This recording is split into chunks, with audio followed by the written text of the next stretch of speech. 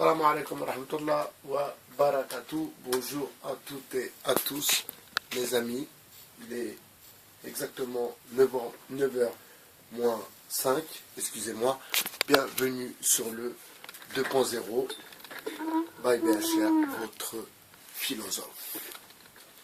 Alors, ce soir, j'avais envie d'évoquer avec vous un sujet, ma foi, culturel. Un sujet culturel, la culture, une richesse, donc un sujet qui peut aussi vous apporter quelque chose.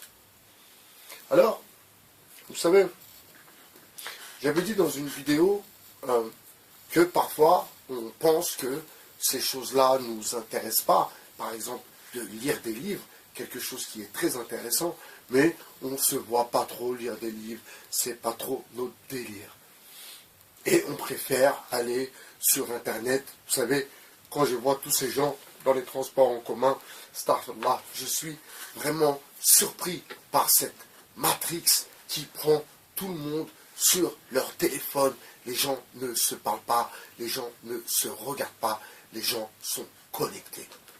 Alors, mes amis, moi, quand j'arrive dans les transports, je sors mon petit livre et puis je rentre dans mon chapitre et puis je les regarde dans leur spectacle à jouer à des jeux aussi ridicules que Candy Crush, etc., etc.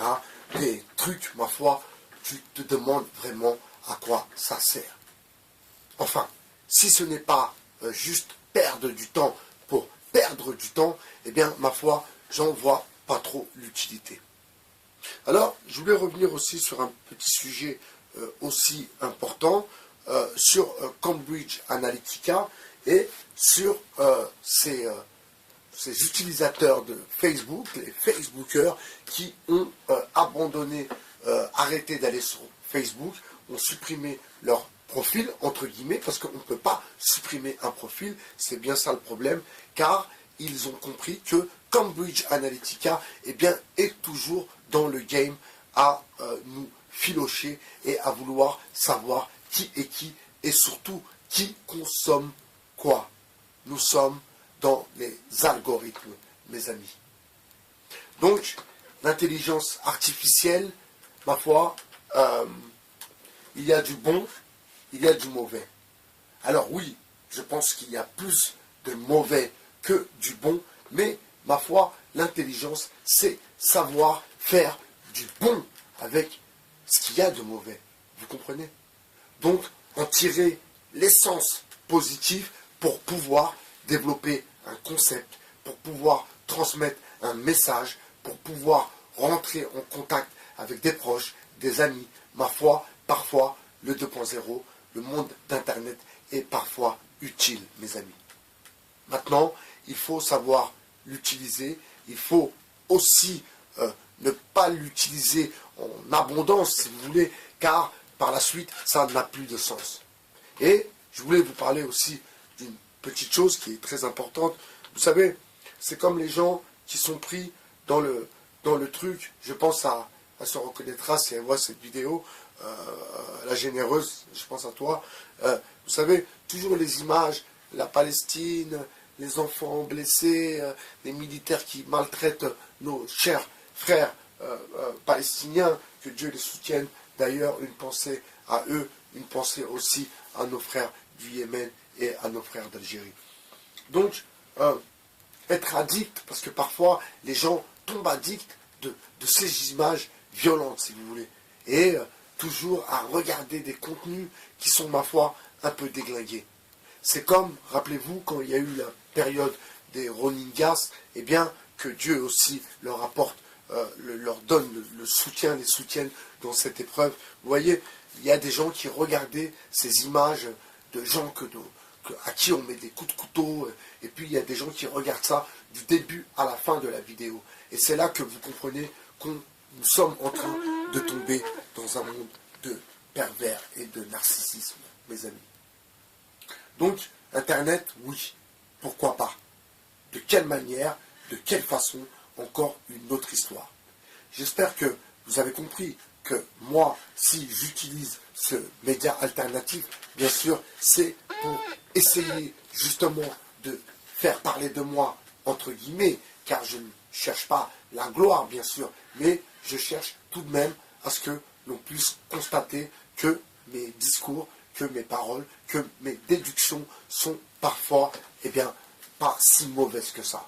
Ensuite, la diction, bien sûr, je suis un Africain, j'aime parler, c'est une chose, mais surtout, j'aime débunker, comme dirait l'autre, et j'aime comprendre les choses et les situations. Alors, mes amis, je vais commencer à partir de la semaine prochaine, de la semaine prochaine, je vais commencer à vous lire des textes, donc pour un peu vous balancer du contenu et pour que vous sachiez que votre philosophe est bien en train de travailler et le travail est, ma foi, très très compliqué. Alors, pour ceux qui pensent que écrire un livre, c'est quelque chose de donné à tout le monde, que c'est quelque chose de facile, eh bien, détrompez-vous. Écrire un livre, c'est un vrai travail. C'est quelque chose d'énorme. Et quand j'entends la dernière fois, je ne vais pas dire son nom parce que je ne me souviens plus c'est qui a dit « j'ai écrit ce livre en 5 mois », ouf, j'ai halluciné. Moi, ça fait, si je vous dis depuis combien de temps, bien sûr, il y a eu des interruptions de travail, des arrêts de travail, des cifres, si vous voulez. Donc, je n'ai pas pu aller jusqu'au bout de ma lancée.